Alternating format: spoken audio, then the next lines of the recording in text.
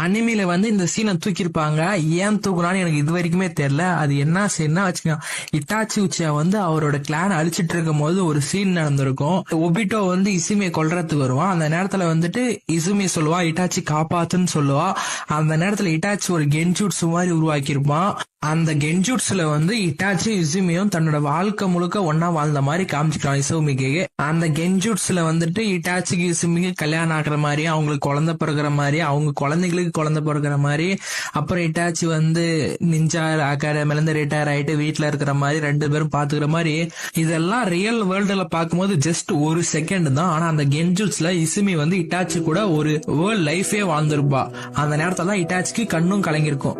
அந்த நேரத்துல இசுமி சொல்லுவா தேங்க்ஸ் இட்டாச்சின்னு சொல்லுவா. இட்டாச்சி அழுந்துட்டே வந்து இசுமியை கில் பண்ணிருப்பாரு. இப்போ நீங்களே சொல்லுங்க, அனிமி ஹிஸ்டரியிலே வேர்ல்ட் கிரேட்டஸ்ட் லவர் யாருன்னு இப்ப நீங்க என்ன மன்னிச்சிரு இசுமி.